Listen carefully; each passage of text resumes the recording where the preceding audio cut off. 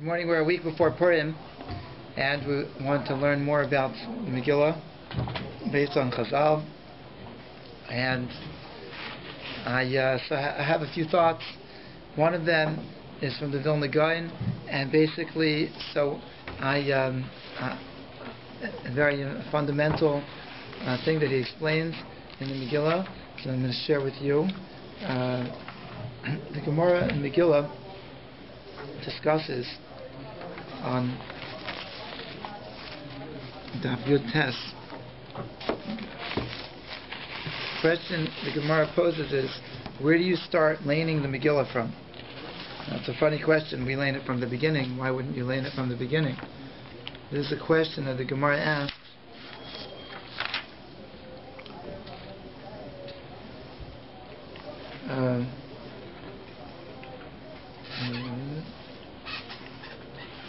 Yeah. Okay. So. The question is, what's the beginning? What's the beginning of the Megillah? Not the beginning, but what is the beginning? So maybe let's see what the Gemara says. There's different opinions, but what you're saying is that maybe the other part shouldn't be considered part of the Megillah at all. Okay. Just a Hagdama. Kari Adam et Megillah. Tanya, there's a brayso. V'shemin ben Yochai oimer mi b'layla hu. You start from that night, the night that the king woke up in the middle of his sleep, and he b'layla hu nadad ashnas hamelech, and that was, I guess, the beginning of Mordechai being raised up, and towards the end of the story already. Okay, right? When the king woke up in the middle of the night, and he asked the Sefer Zichronos to be read, and when it was read to him, he was reminded that Mordechai was never repaid for saving his life from the plot of Big Son Viseresh, who tried to poison him, and that was the beginning of raising up Mordechai. Okay.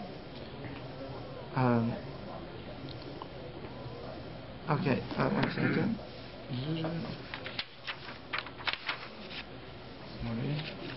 Okay.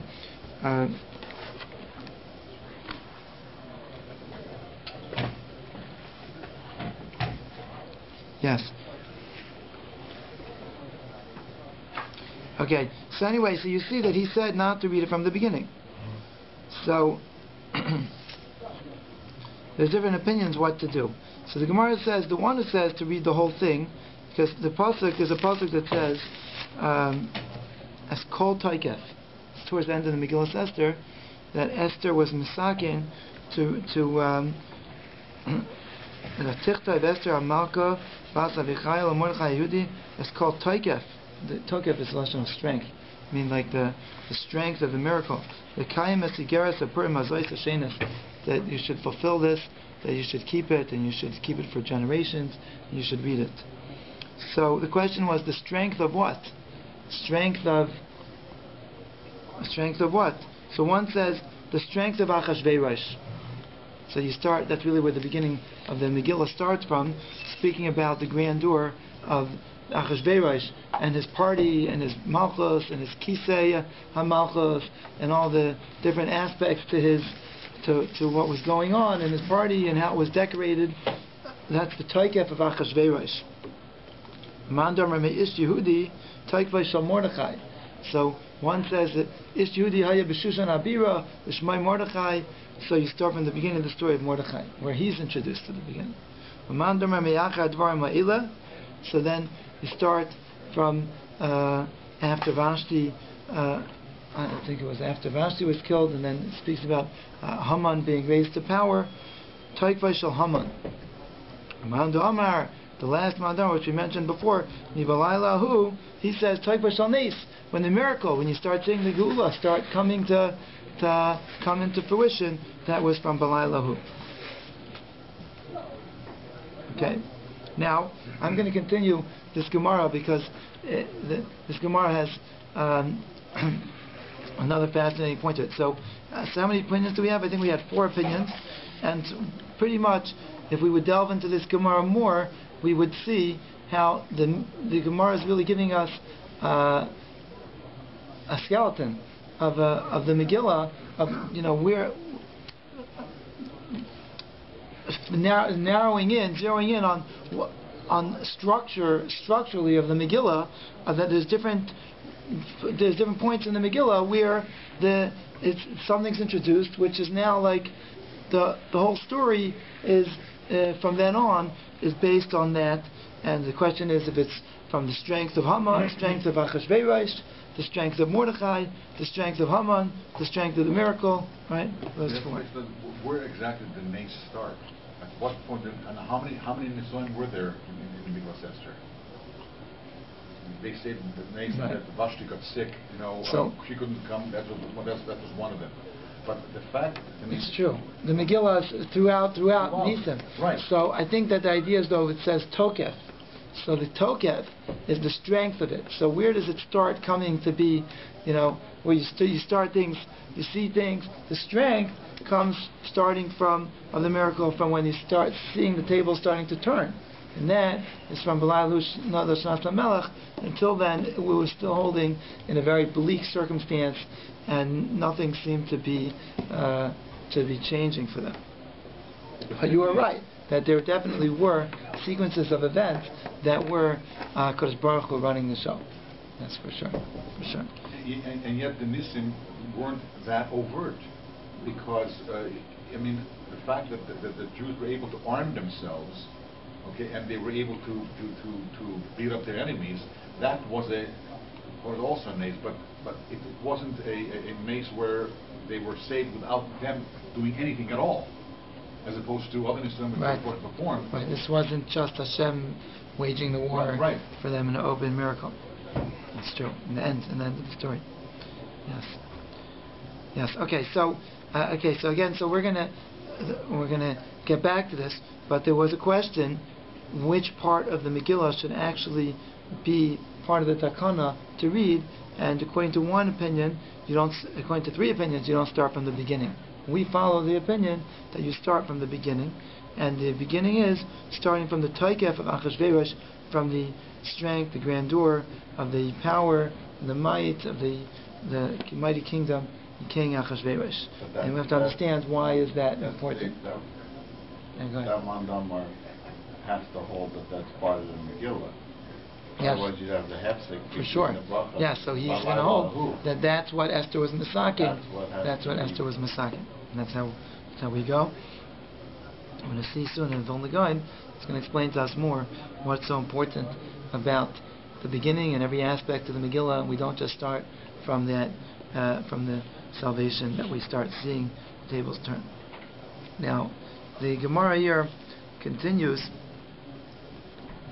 in Megillah Daf Yud Tes, and another also darshaning a pasuk.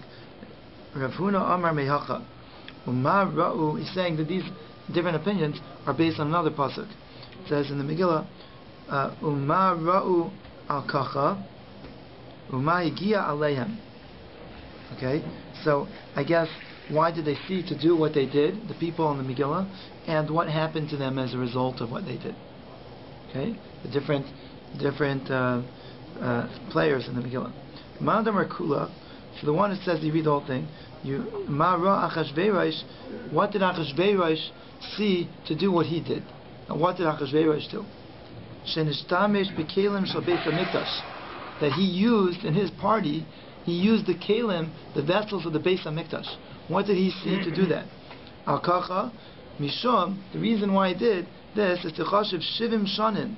He calculated 70 years. And the Jewish people weren't redeemed. So now this was a celebration of sorts that he's king over the world, and Hashem's not bringing the Jewish people back into the Beis Hamikdash. And what happened to them, in this case Achashverosh, what happened to him as a result of what he did? To cut off Vashti, that he killed Vashti. That was an oynesh that came to him, that his queen, his royal queen, was killed at this party that he made with the vessels of the Beis Hamikdash. Uman Damar me Ish Yehudi, the one who says that you start from Ish Yehudi. So Ish Yehudi is Mordechai. So what did Mordechai do? Ma'ara Mordechai, the Ikni. What did Mordechai do? That was something that needs to be explained over here, that Mordechai did in the Megillah. Ikni b'Haman, he caused jealousy, and he made Haman upset because he wouldn't bow to Haman. What did Mordechai do? What did Mordechai do? He caused kina to Haman. Al-Kacha, the Shavi Nafshe Avodah Zarah. The reason is because Haman wasn't just a great man appointed to power by the king. He was somebody who made himself into a god. That's why Mordechai wouldn't bow to him, because he was Shavi Nafshe Avodah Zarah. Umay Gi Aleim. What happened to Mordechai as a result that he didn't bow to Haman? Now, okay, let me finish the sentence and I'll say something. So the Gemara says, "This Rachish Nisa." What happened was that because of this, a miracle happened, that Mordechai was brought about the salvation of the Jewish people. Now, I'll pause there for a second. Esther Hamalka in the Megillah, in Parak Daled, Pasuk Hey, Mordechai sends to her that he wants her to go into the king, and she wants to find out more about this Gezerah on the Jewish people and what's going on. And she says to him, so Mordechai was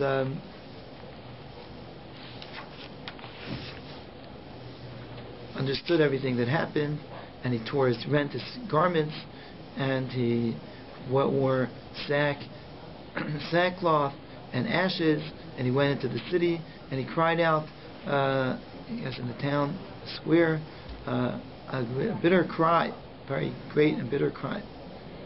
Okay, and he came to the gate of the king wearing the sackcloth. That's not normally done, okay. Now this caused that the rest of the Jewish people also saw this, and they had Soim Uvechi Umispaid, and they were all wearing the sak va'efer, fasting. Esther found out about this, and she sent clothing to Mordechai to remove his sackcloth, and he didn't accept it. Okay, so she sent to Hasach. It's a question who Hasach was. According to one shot, he was Daniel. Interesting that Hasach was Daniel.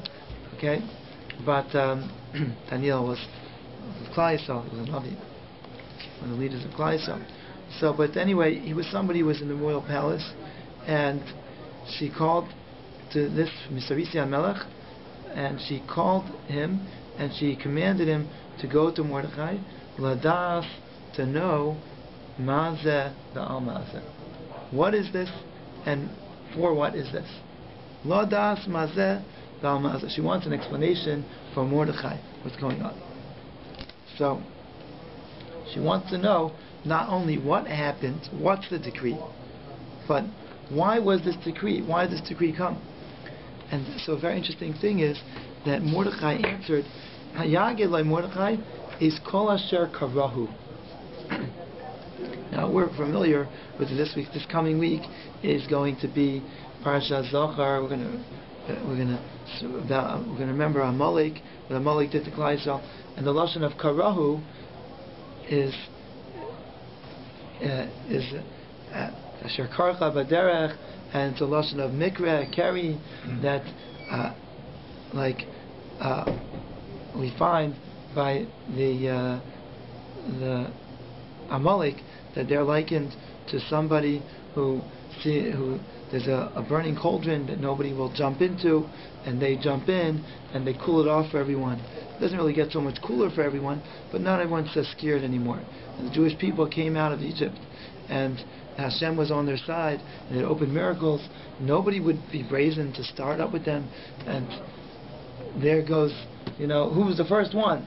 The first one was Reishis Goyim Amalek. Amalek, they went, and they said, we're not scared, we start up. So, anyway, a lot to be said about Amalek. But this, Asher Karahu, Haman, Asher Karahu. But there's a very interesting drasha which is found in the Targum, and the idea is from Chazal that Asher Karo is actually that Mordechai is taking the blame for the Gezerah, and he's saying, you know why this happened? You're asking, Mazeh v'al Mazeh? I'll tell you why it happened. Because Asher lo yikrev lo yishtachave. Because I wouldn't bow to Haman. So I caused Haman to get boiling angry, and his wrath came out, and that's why this Gezerah came. So it doesn't say clearly whether he was feeling that what he did was incorrect. It doesn't seem to say that. But what it does say is that Mordechai linked together that, look, what's going on is because of what I did, that I wouldn't bow down. But what it says in the Megillah, what's in retrospect, is that the reason why the whole miracle came about, why it was merited, is because of what Mordechai did. So you also have the question of why did Mordechai take it upon himself to put Klal Yisrael into a situation where they were his individual action of not bowing down, right? Could therefore put the whole Klal Yisrael. He made a decision that affected everybody, right? Not just himself. So the Rashi actually makes this point in Masechet Sanhedrin that speaks about this idea that about whether you're not allowed to bow to an idol, but you could bow to a human being. But the Gemara speaks about a human being that makes himself into an idol and makes himself into Avodah Zarah, so then you can't bow to him. And Rashi says the Gemara actually links this to Mordechai and Haman, and Rashi says if not for that, Mordechai would not have done this to if it wouldn't have been considered Avodah Zarah to bow to Haman. And one said, the Gemara adds that he had something hanging from his neck, which is an idol, and he himself made himself into, besides the icon that he had, he made himself into an idol. So that's why it was Avodah Zarah, and it's actually Har Yavar, and Mordechai wouldn't do that. But otherwise, there was a recognition of the fact that he's causing Haman to get upset, and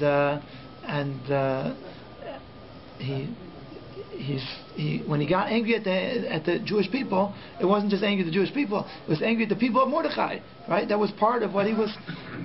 He was angry. He had the Har Yavar, right? Because it was Avodah Zarah. Yeah, Mordechai had no choice. He had no choice. Because he made himself into an idol. Had he just been wearing? My thinking is that had he just been wearing something on him, for instance, a cross, something a symbol for his own beliefs, that wouldn't have been so bad. Right? They wouldn't bow to the cross. They bow to the person. They bow to the person, not to the cross, or something like that. Yes, it could very well be. But it's because he turned himself, and I think that's where Rashi and Ibn Ezra were coming from. That made himself into Avodah Zarah, and here there's the lashon of the Gemara here also in Megillah to shavi nafshi Avodah Zarah. He made himself into Avodah Zarah, and because of that, it wasn't permissible to bow to him. And what happened because of that? Why did Mordechai do it? That's the reason why he did it, that he wouldn't bow. And Megilla leya tisrachash nisa, a miracle happens. Okay. Now there's two more opinions here, and each one of these opinions, like I said, is giving us a certain perspective on the Megillah. It's very interesting. When it says the miracle happened, they talk about I think it means the miracle of Mordechai being raised up and Haman being struck down and being hung. Yeah. I believe that's right. You bow to an idol. Does the action itself give credence that you believe in? In other words, just because you bow down to something. For example, I know in courts in Quebec, you have crosses all over the place. Okay, and just because you bow down to the judge and he's got the cross behind him, there has to be a certain thought process when you bow down to something that you believe in. I mean, if you bow down and you say, whatever you think, whatever you. Everyone knows you're bowing to Haman, and it's public, and it looks like you're bowing to Haman. So then it's a matter also of Kiddush Hashem. You can't bow. You can't bow. But the court can say it's only the judge, not the thing No, behind it. I understand, but what I'm saying is that but there one. seems to be such a importance given to the bowing down aspect of it, when bowing down is really it's an action. Yeah, you say the important thing is what's in my heart, right? But if it's public, it's different. But you're still not bound to decide what the deserve. The act is what the deserve. Okay. Whatever you're thinking, you still can't do the act. You can't say I hate that thing and then do an act of avoidance to it. Well, I have to research this topic better. It's really something that's worthwhile looking into, to know the halachas of Kiddush Hashem better. If you know, and at that point in time, everybody knew where Haman's position was, okay, and they knew what the result would be if you don't do it. I just can't see that would constitute. But that's one of the halachas.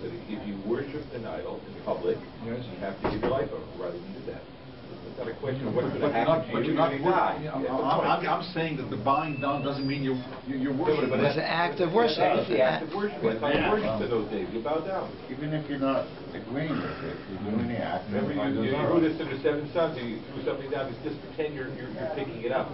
And it just so happens that you're bowing down to me, saying this is no, Right. you turn around and bow down the other. It's also even worse when it's in public, right? When it's a public showdown. That's exactly what I'm saying. In private, you're right. In private, it's a different story. My heart is different, but in public, it's different.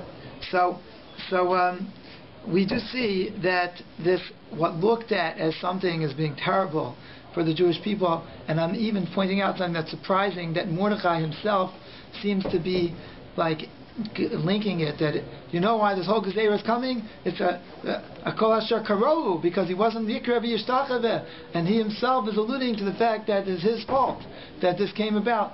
But the Gemara tells us that Where do you see his alluding to himself? That's a good question. On these words, Perek Daled in the Megilla, Perek Daled Pasuk Zayin, in the here maybe it has the Targum here. It doesn't have the Targum here, but it brings such a drasha that Yikaro is alluding to Yikra, he wouldn't kneel and bow before him. So let's see that for a second. So it's referring to Korea. Yeah, it's not spelled the same. It's spelled the kuf and the kaf. V'chavei Mordechai, and Mordechai showed him, this messenger of Esther, Yaskol di Arei, everything that happened to him, Al Eisak to Lois Sigid, Al Eisak, I guess we could say, as a result of, or because of, the Lois Sigid LaHaman, because he didn't bow to Haman. V'lo Gechan, and he wouldn't kneel, L'Antrode, so he wouldn't bow to his Antrode, I guess it means some kind of getchka, an idol on his, hanging around him. Then he showed him more, that Parashas HaKesef, Asher Amar Haman Lishkol Agin Melech, that about the money that was Haman offered to give to the king, he weighed a certain amount of money to give to the king to be able to destroy the Jewish people. Okay. How did Mordechai know about this? That's a good question. But there were certain things that Mordechai knew through Ruach HaKodesh that the Gemara actually speaks about, that the beginning of this parak, it says, Mordechai Yoda es kol asher nasa. So there's a few different pshatim from Chazal. What is it coming to include? There was something here that wasn't like common knowledge, but he knew through Ruach HaKodesh. Everything, kol asher nasa. Okay. Okay. One thing that Rashi brings here, as I just mentioned it, is that Mordechai Yoda Balach Aloim Amarloi. Okay, I don't know Balach Aloim. Maybe that means he had a vision. Ruach HaKodesh. Chalaim means a dream. Sheskimu Ha'elyonim Likach. That this wasn't just a gezerah from a flesh and blood, but this was a gezerah that the Elyonim, that from above, they were maskim to this. The fishish tachvu litzelem, and the reason was why they were deserving of this is because they bowed to an idol, bimei Nebuchadnezzar. That was one reason. V'shenehenu misudas Achashverosh, because they took in Ganano, they got pleasure from the Suda, from the banquet of Achashverosh. Bow down here too. What? Other people. Could be other people bow down. It could be. One. Yeah, it's interesting. It doesn't talk So, about but it. this was something that was already a public,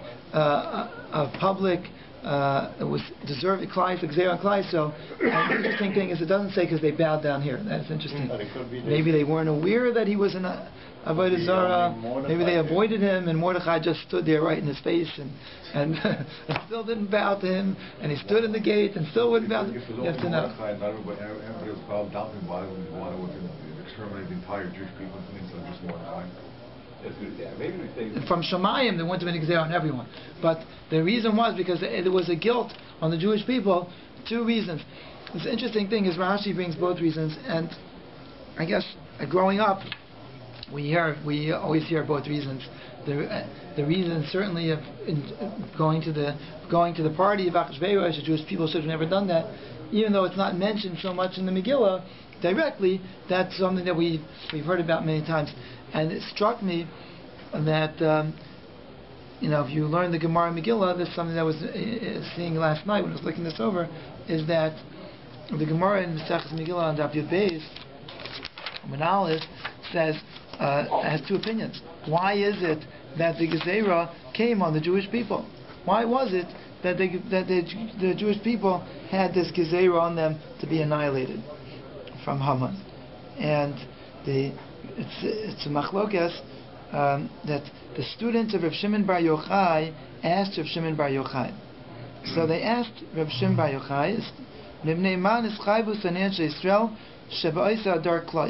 now the Gemara says it backwards. It doesn't want to say it directly, that the Jewish people were as Xer on them to be wiped out. So it says, why were the people who were the enemies of the Jewish people Xer on them to be wiped out? But Rashi explains what the Gemara means to ask, and it's just saying it backwards. It shouldn't be a bad omen for us. Is that why were the Jewish people? Why was Xer on them to be destroyed? Klaya means to be annihilated. So to be finished off. So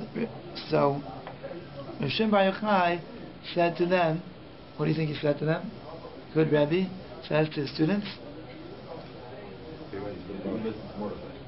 Amar Lahem, okay, good guess. Amar Lahem, Imru Atem, you tell me. Socratic. Okay, you tell me, my students, what do you think? Amru Lai, they said to him, the answer is because they got on they went to the banquet of this Russia. That's why they had a gezerah on them to decree that they were. In other words, what did they do there that warranted Misa? What did they do? Yeah, wasn't Aveira? Not what did they do in this world, but what did they do? There's some sin that the Hashem brought this gezerah upon them. Because they saw that this wasn't just something that was, some bad man came and hurt them, and there was something going on, that there was a plan here from HaKadosh Baruch Hu. You're saying they had gezerah because they went and then right? They were, because they went to the party and this was a sin, so therefore HaKadosh Baruch Hu. What was the sin at the party? Sin, right. Why shouldn't what did they do that was warrants Misa? Okay, this is a good question.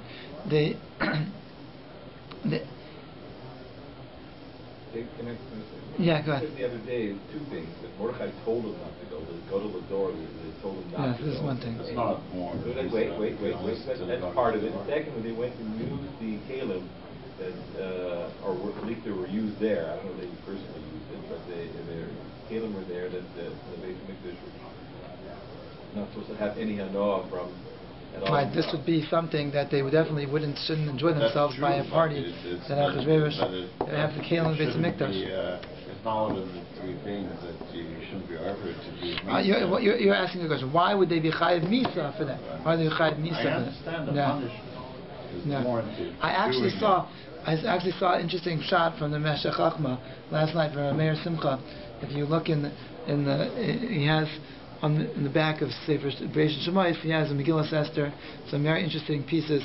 So Anyway, so he says that when Esther was asking Mazeh ve'al Mazeh, what is this and what was this for?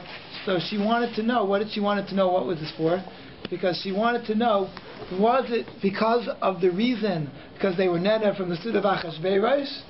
Is that why this decree is coming on them? Or was it because of the reason, because they wouldn't bow to the Tzelem, because they bowed to the Tzelem by the times of Nebuchadnezzar? Why does she want to know?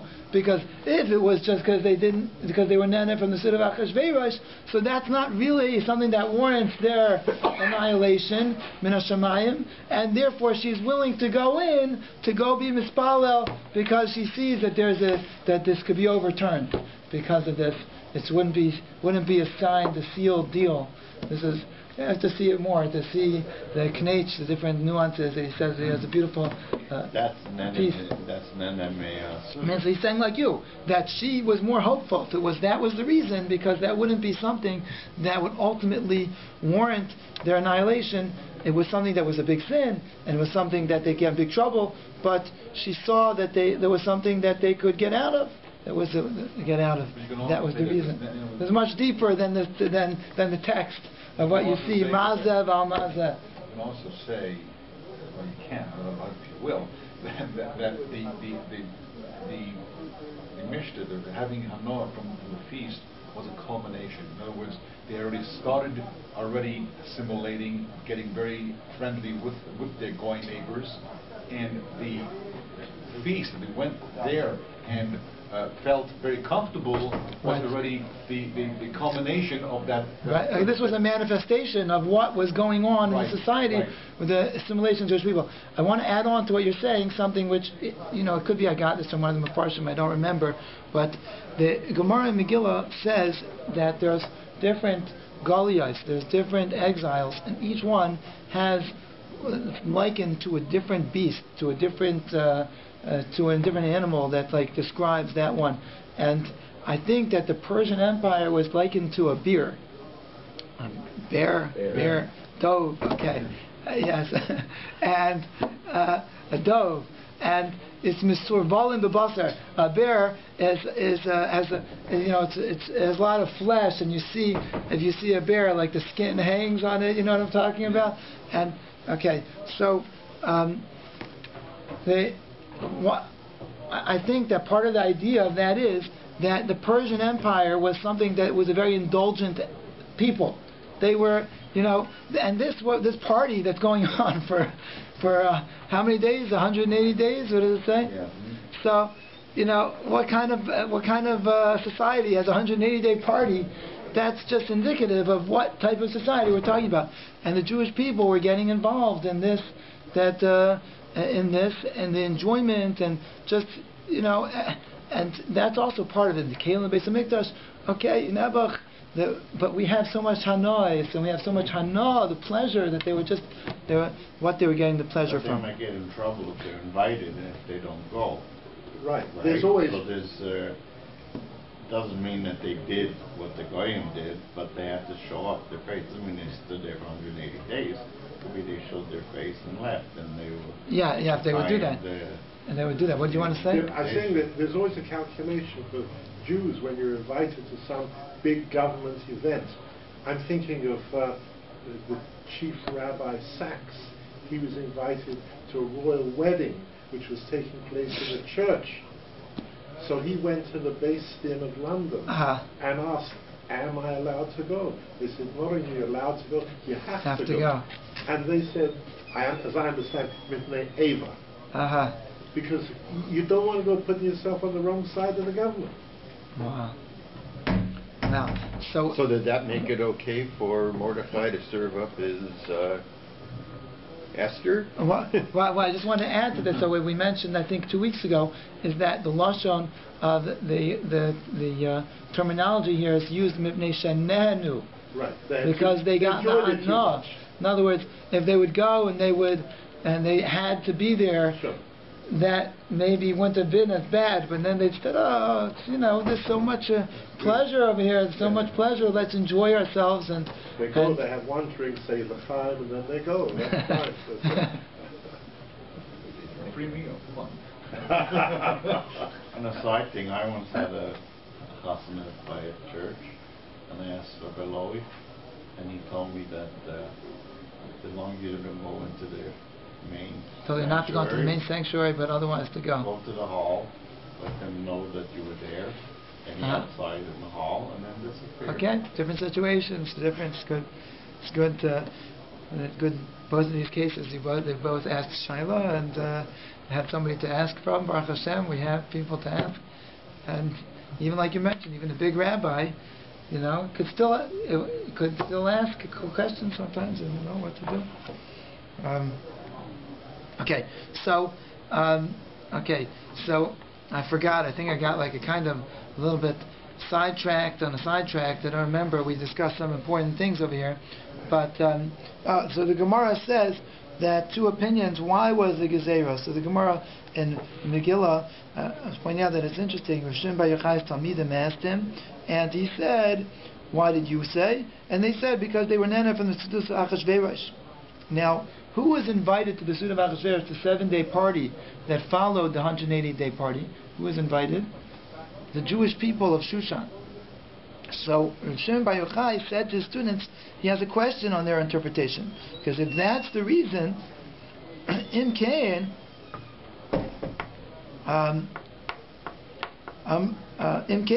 Shebishushan Yaragu, Shebachal Olam Kulo Yaragu.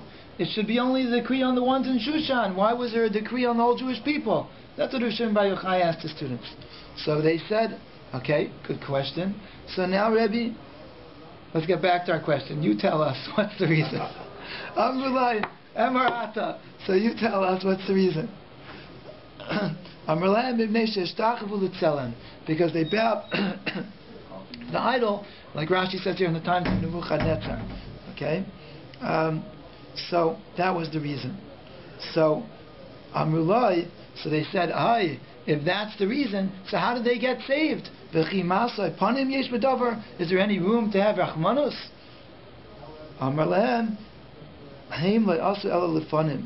They only did it because, like was mentioned before, they weren't thinking in their heart that they want to serve an idol.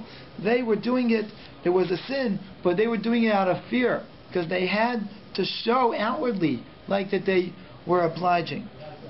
But that's not what they were really thinking. HaKadosh Baruch Hu only did this as a show. The whole thing was a masquerade. The whole decree, Hashem was never going to annihilate them. It was just to fun him. It was just to scare them. Right? That Hashem didn't oppress them from his heart. Never had in mind to actually annihilate them. So that's interesting. So it would appear from this Gemara like the Maskana was Rav Shimon Bar Yochai's interpretation that it wasn't because of the Nem Sizach Shveirosh, rather because they vowed to sell them, but actually, and maybe there's other sources, but Rashi in the Megillah actually brings both. And when he's interpreting the pasuk, he says both reasons that that Mordechai knew everything that happened, even above. Mordechai knew it Ruach HaKodesh, right? Like I said, Balach Aloim Amarlai, that Hashem, the Shemayim, this decree came from Shemayim because of these two reasons. What time span took place between the time that they brought down to tell him and this? But there was time. Why didn't it happen sooner? I mean, Hashem gave them time to repent. Yeah, maybe. I don't know.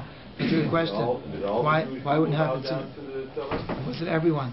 And if not, then why was only the base destroyed now? All the Jews destroyed before because of idol worship. Right. Maybe there was something now that solidified it. That the fact that you have to know the fact that they went along with Haman, or maybe Nana Mrs. Achashverosh was somehow the culmination of that sin in the beginning, in the first place. Is there a connection between these two sins, or are they two totally separate? It would be much better, right? Much more geschmack if these two Averos have some shaykhs to each other. That's something for us to look into, to think about this Purim. Okay? You go to your rabbi's house, you bring him shachmanas, you say, Rabbi, I have a question for you. Is there any connection between these two? Okay. Well, part of the whole thing they did too before was they didn't accept the Rabbanim Torah Shval Peh. So that there must be something mixed in there that in order they accept upon themselves the Torah Shval Peh. So some of this is going on. It was directing them, was leading them in order to make them Barata and have accepted finally. So somehow this must be connected with that also. Right. Very interesting. It could be that the bowing then also was out of fear, like the Gemara says, and that they were told also then not to. I think that there were sages then that Daniel and others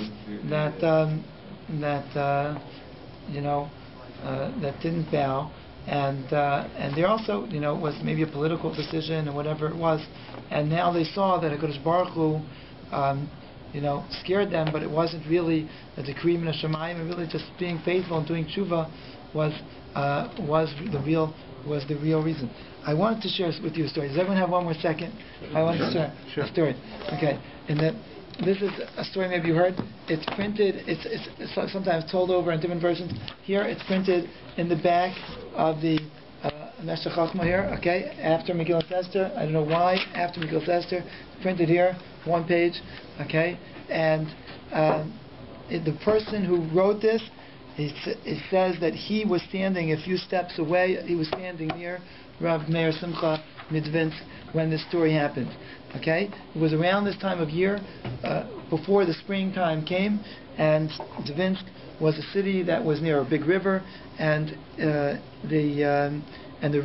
snows were melting early, and there was tremendous torrents of water that was getting higher and higher in the river, and the whole community was petrified that the city would be flooded, and the people started going. They had multi-story buildings, and they were going to higher floors that they shouldn't get. It didn't actually.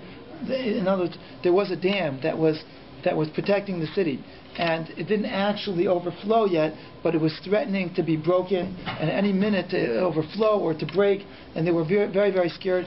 And this particular morning, the one who wrote this story says that his father had a big dilemma. They had already moved up to a neighbor 2 stories up from their home, and he didn't know, should he go to shul that Shabbos morning, or it's better he should stay home with his family and safer, or should he go to shul?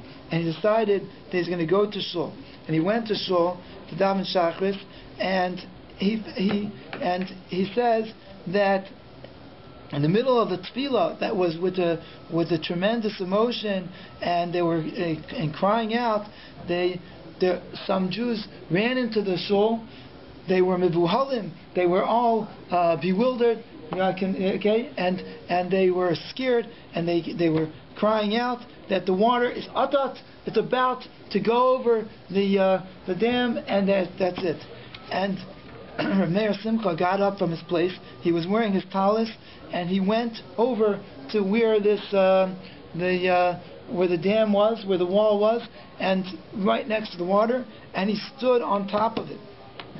And then afterwards, everyone else, the whole Kehillah, they all went with him right up to the edge, and he was mispalel for the water to go down. And while he was being mispalel for the water to go down, I think from the end of the story, it seems to me that maybe part of what happened was that also the river was frozen. So all the melting ice couldn't sink down to the depths of the river because it was on top of frozen ice, and it was already higher up. So, but at any rate, at that point, what was frozen gave way, and then the level started dropping, and right while he was being mispalel, the water started going down, and he says, I was standing there from Meir Simcha, and I remember this always in front of my eyes, that right away the news spread throughout the whole city of Dvinsk, that Rav Meir Simcha, he did Ma'aseh Nisim, and he saved the whole city.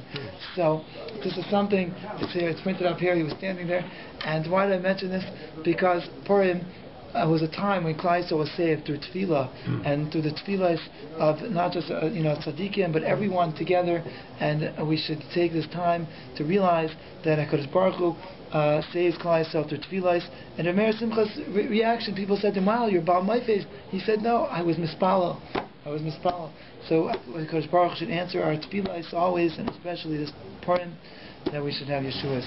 Shekayach. What you were describing.